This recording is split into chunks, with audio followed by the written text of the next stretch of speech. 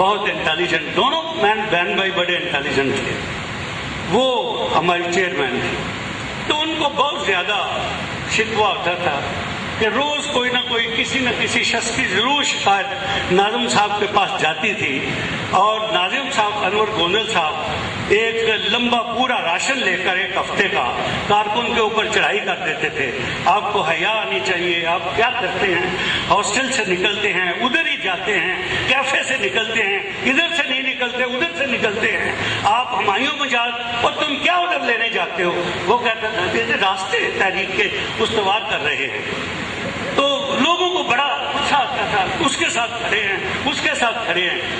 تو ایک دن اس طرح انور گوندل صاحب اور وہ ہماری سسٹر فائدہ یہاں پہ کھڑی، تو کوئی گفتگو کرنے اور بھی لوگ کھڑے تھے. تو میں نے جا کر ظفر اقبال صاحب کو کہا، ظفر صاحب ہمیں تو گوندل صاحب روز ہماری جان نہیں چھوڑتے، تو خود کہتے ہیں گھنٹہ گھنٹہ وہاں کھڑے باتیں کرتے رہتے ہیں، لوگ کہتے ہیں تو ناظم صاحب کو بھی منع کریں، وہ بھی کم باتیں کیا کریں. تھوڑی سی غلطی ہو گئی ہوگی، ظفر اقبال صاحب تصحیح کرنا چاہ رہے ہیں. اور جب وہ شکایت پہنچی، جب انہوں ہماری بہن تک شکایت پہنچی، تو انہوں نے بے ساختہ کہا کہ میں وہ آپ کو بتانا چاہتا ہوں. تو انہوں نے کہا یہ کیا بات ہے؟ دیکھیں وہ انور گوندل صاحب کوئی انور گوندل ہیں؟ وہ تو انور گوندل ناظم ہیں، ان سے تو بات میں کر سکتی ہوں، میں وہ نہیں کہہ سکتا جو انہوں نے کہہ دیا. وہ تو گوندل صاحب ہیں، وہ اور تو کچھ نہیں ہے، اس لیے میں ان سے بات کرتی ہوں اور ضرور کی بات کرتی ہوں. یہ نا تو ایک تو گوندل صاحب دوست تھے. نہیں وہ نہیں میں کہہ سکتا، مجھے ان بالوں سے ان کے بالوں سے بھی تھوڑی حیا آتی ہے. ایک اور آپ کو بات بتائیں اس سے زیادہ مزیدار. 8-10 سال پہلے وہ میں نے سنائی تھی، جمعیت کا اجتماع تھا ادھر، جناب ختم نبوت تحریک چل رہی تھی، ہم فنڈ اکٹھا کر رہے تھے، اور فنڈ اکٹھا کرنے کے لیے ہم نے گاڑی لی ہوئی تھی، گاڑی کے اوپر میگا فون تھا، اور وہ ہم مختلف انارکلی میں، وینر روڈ پہ، شالمی میں، رنگ محل میں ہم جا رہے تھے. جناب انور گوندل صاحب بھی ساتھ تھے. تو ہم رنگ محل سے پیسے اکٹھے کر رہے تھے، لوگ بڑی جذبے سے فنڈ دے رہے تھے. تو رنگ محل سے وہ شاہی محلے کی طرف سے راستہ آگے لوگ گزرتا ہے، ہم اس سڑک پہ پڑ گئے وہ ٹکسالی گیٹ کی طرف جانے کے.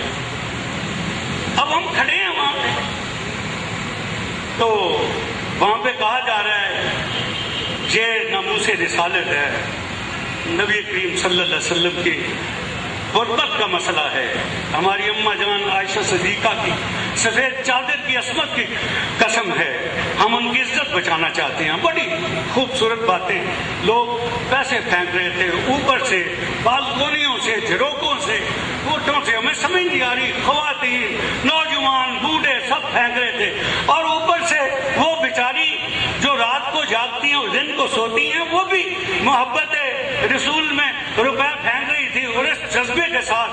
اور انور گوندل صاحب کہہ رہے تھے اللہ آپ کے کاروبار میں برکت ڈالے، اللہ آپ کے کاروبار میں اور برکت ڈالے، اللہ آپ کا رزق فراوانی میں کرے، اللہ آپ کو جلا کے. اور میں نیچے سے کہنے آ گیا تھا گوندل صاحب آپ کو اور رکھو گا خراب کے. تو یہ اس وقت کے بڑی خوبصورت باتیں تھیں. میں انہی دنوں میں مجھے ہمارے ایک دوست تھے، وہ جامعہ پنجاب کے بڑے بہترین شاعر تھے، سلیم طاہر صاحب، وہ ہمارے لاء کالج کے پریزیڈنٹ بھی رہے اور وہ ہمارے اورینٹل کالج کے پریزیڈنٹ بھی رہے. ان کا گھر قلعہ گجر سنگھ میں تھا. تو انہوں نے مجھے کہا کہ آپ یہاں بھی، یہ عبد الکریم روڈ پہ مسجد ہے جہاں ہمارے قائد تحریک اسلامی سید ابوالعلا مودودی 10 سال تک وہاں درس قرآن ملتے رہے ہیں، اس مسجد میں آپ نے آنا ہے. ہم نے کہا ٹھیک. تو طے یہ ہوا تھا، اور مجھے خاص طور پر یہ حکم تھا نظم کی طرف سے کہ گرفتاری نہیں دینی، گرفتاری نہیں دینی، بچنا ہے، اندر نہیں جانا۔ وہ انتظام کیا ہوتا تھا کہ جب میں یہ بات کہوں گا تقریر کے اختتام پہ تو آپ نے بتیاں بجھا لینی ہیں اور مجھے اٹھا کر جوتا میں اپنے پاس ہی رکھتا تھا، کوئی وہ بھی نہ بعد میں ننگے پاؤں نہ بھاگنا پڑے۔ تو بس باہر نکل آئیں گے تو آگے کوئی موٹر سائیکل وغیرہ ہوتی تھی اس پہ بیٹھنا، اور جدھر پولیس ہوتی تھی وہ کھڑی رہتی۔ میں نے وہ کوئی 20-25 منٹ آدھا گھنٹہ تقریر کی، تو جب میں نے اشارہ کیا وہ مسجد کے اندر ساری بتیاں گل کر دی گئی اور مجھے انہوں نے اٹھایا، پیچھے کی سیٹ سے باہر نکل گئے، اور موٹر سائیکل غالباً میرا خیال ہے طارق رحمان شیلے چلا رہے تھے، امریکہ ہماری جمعیت کے ایسٹ پاکستان کے ساتھی امریکہ میں ہوتے۔ تو ہم بیٹھ کر مال کی طرف سے ہم آئے اور مال روڈ پہ پیچھے منتگمری روڈ سے نکل کے جب آئے تو ہم الٹے ہاتھ پہ، یعنی جانا تو گورنر ہاؤس کی سائڈ پہ الٹے ہاتھ پہ کہ فٹافٹ وہاں سے بھاگ کر ٹرن لے کر وہ ریس کو اسٹور سے آگے نکل جائیں۔ پولیس ہمارے پیچھے تھی، وہ آگے تیزی سے طارق رحمان شیلے نے جب وہ ٹرننگ کے لیے موٹر سائیکل کی تو موٹر سائیکل سلپ ہو گئی، اور ہم 3 آدمی تھے، تیسرے کا مجھے نام نہیں آ رہا، تیسرا کون تھا موٹر سائیکل،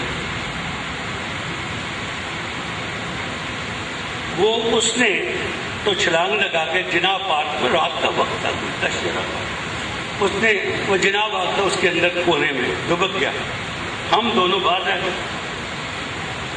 پولیس اوپر آ گئی، ان کا پکڑو ان کو، انہوں نے کہا پکڑو ان کا جو انسپکٹر تھا، حرام زادے پکڑو، کیا وہ 3 تھے یہ 2 ہیں، چلو آگے،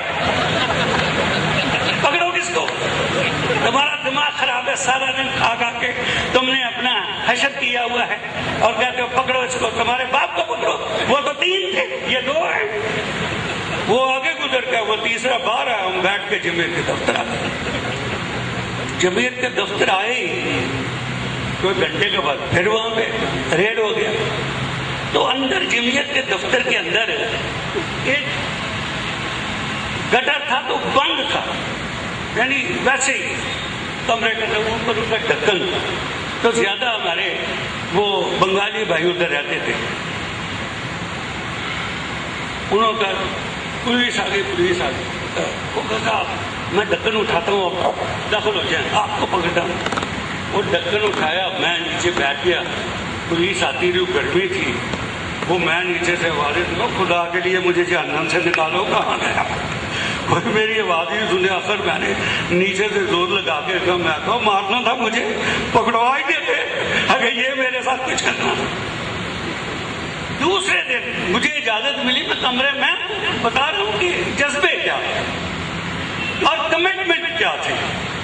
جب آدمی کے پاس جذبات کے پہاڑ ہوں تو وہ جوئے شیر نکالنے کے لیے اس کو کسی ٹیشے کی ضرورت نہیں پڑتی، اس کی نظریں، اس کی آنکھیں، اس کے ہاتھ، اس کے اشارے، اس کے سب چیزیں وہ ٹیشے بنے ہوتے ہیں۔ دوسرے دن میں کمرے میں آیا، میں نے کہا کپڑے وپڑے چینج کر لوں، 250 نمبر میرا کمرہ تھا روم کا، اس طرف قائد اعظم ہال میں پہلی سب لائن میں باہر کی طرف۔ تو رات کو پولیس نے سفید کپڑوں میں ریڈ کیا، جب کوئی پچھلے بالکل کوئی تہجد آ کر انہوں نے کھٹکھٹایا ایسے، میں نے سوئے ہو اٹھ کے میں نے دروازہ کھولا، اب مجھے احساس ہوا کہ یہ کوئی آدمی، یہ انٹیلیجنس کا آدمی، کوئی پولیس کا ہو سکتا ہے۔ نے کہا جی یہ مسعود کھوکھر کا یہ کمرہ ہے، میں تو پاگل ہوں، تو یہ تو نیپالی لڑکا ہوں، میں نیپال سے آیا ہوں، وہ تو پتہ نہیں کہاں رہتا ہے، مجھے نہیں پتا، چلے جاؤ۔ وہ چپ کر کے چلا گیا۔ وہ سڑک پہ کھڑے ہوئے تھے پولیس کی گاڑی، تو اسے جا کر کہا یہ کمرے میں نہیں ہے. بعد میں مجھے یہ واقعہ خلیل ڈی ایس پی تھے، انہوں نے بتایا کہ میں نے کہا حرامزادے، میں نے پورا پتہ کیا تھا، رات آ کر سویا ہے. وہی تو تھا جس نے کہا کہ میں نیپال سے آیا ہوں. نیپال تیری ماں سے آیا، وہ تو پاکستان کا تھا، وہی تھا. جاؤ دوبارہ اس کو پکڑ کے آؤ. اتنی دیر میں کمرے سے نیچے اتر کے نیچے آ گیا. تو یہ جو معاملات ہیں میرے عزیزوں، اب نہیں مجھے پتا کہ آپ کی کیا کمٹمنٹ ہے، آپ کن جذبوں کے ساتھ کام کرتے ہیں. جب میں جامعہ میں آیا تھا تو 4 ارکان تھے: حافظ ادریس صاحب، منصور باجوہ صاحب، معین صاحب، مظہر معین صاحب، ایک اور تھے مجھے شاید مجھے اب نام. 4 ارکان تھے، 5ویں نہیں تھے. اور صرف 2 سال کے بعد الحمدللہ جمعیت نے جاوید ہاشمی کو کوڑے کاغذ کو، وہ میرا بھائی آج لیڈر ہے، اللہ اس کو صحت دے، اس کو وقت دے، وہ ملک کے لیے کرے. جو گونگل صاحب نے بات کی ہے میں اس کو سیکنڈ کرنا چاہتا ہوں کہ آج یہاں واقعی ان لوگوں کو ہونا چاہیے تھا. وہ آپ سے نظریں ملاتے، وہ آپ کے سامنے سر جھکاتے، وہ آپ کو سر تسلیم خم ہوتے کہ یہ وہ جگہ ہے جہاں سے ہم نے فیض یاب ہوئے ہیں، جہاں سے ہم نے ان کے ہاتھوں سے پانی پی کر یہاں تک پہنچے ہیں. ان کی یہ بنیاد تھی. انہیں آنا چاہیے تھا، آپ کو بلانا چاہیے تھا. کاش یہاں افتخار فیروز بیٹھے ہوتے، وہ دیکھتے. میں جب ان سب کو یاد کرتا ہوں تو میں راستے میں آ رہا تھا تو بچے تھے، ان کو بتا رہا تھا کہ جاوید ہاشمی صاحب کو ڈیوٹی لگی میری اور آج کے ڈاکٹر مغیث الدین شیخ اور اس وقت کا قاری مغیث، یہی کہیں ہیں آج کل دوست ہیں ہمارے دونوں کی ڈیوٹی لگی. یار ملتان سے آدمی آیا جمعیت کے دفتر میں سویا ہوا ہے، جا کر دیکھو اور ان کو اپنے کینڈیڈیٹ کے لیے سوچنا، غور و خوض کرنا. میں اور قاری مغیث دونوں گئے، پوچھا بھائی جاوید ہاشمی صاحب کون سے ہیں؟ انہوں نے کہا یہ وہ بیٹھے. جاوید ہاشمی صاحب نے وہ چادر ہوتی ہے نا جسے پنجابی میں کھیس کہتے ہیں، وہ کالے و ہرے رنگ کا ڈبیوں والا باندھ کے بیٹھے ہوئے تھے. میں نے پہلی نظر میں کہا یار قاری مغیث کوئی ہے بندہ تو بس سون ہلوائی کھانا رہی کہ اسے کوئی گل نہیں ملاتی، ملتانوں کی سوگات بھیج دی. خیر جاوید ہاشمی صاحب آ گئے. اب جاوید ہاشمی صاحب تقریر کرتے تھے، جہاں دیکھتے تھے وہیں دیکھتے رہتے تھے، چاہے آگے پتھر ہو، چاہے آدمی ہو، عورت ہو، مرد ہو، ماسٹر ہو، نہ ہو. پھر ان کو ٹرین کیا، پھر ان کو بتایا، پھر وہ ٹرین ہوئے. پھر ایسا وقت آیا کہ انٹیلیجنس کی رپورٹیں لکھتی ہیں ذوالفقار علی بھٹو کو 76 میں، جب 75 میں آخری سیشن میں پریزیڈنٹ تھا تو وہ لکھتے تھے پورے ملک میں کوئی اپوزیشن نہیں ہے. ذوالفقار علی بھٹو صاحب یہ بات ایک بریگیڈیئر ترمی ISI کو انہوں نے کتاب بھی لکھی ہے، پوری موومنٹ میں بہت جمعیت کا انہوں نے تذکرہ کیا ہے. تو وہ کہتے ہیں صرف جمعیت ہے جو تمہارا مقابلہ کرے گی، اس ملک میں اور کوئی اپوزیشن نہیں ہے. اور مجھے آج بھی یاد ہے اور میں یہ اللہ کا شکر ادا کرتا ہوں اور میں اس کی تائید سے فخر سے کہہ سکتا ہوں کہ ہم 4 MPA کے کینڈیڈیٹ نے پورے لاہور کی سیاست کی بساط پیپلز پارٹی کی لپیٹ دی تھی. پورے میں نے اپنے پورے حلقے میں معراج خالد صاحب مرحوم کو اللہ ان کو جنت نصیب کرے ایک جلسہ نہیں کرنے دیا، ایک پبلک میٹنگ ویسے پورے حلقے میں نہیں کرنے دیا. تو یہ جذبے تھے.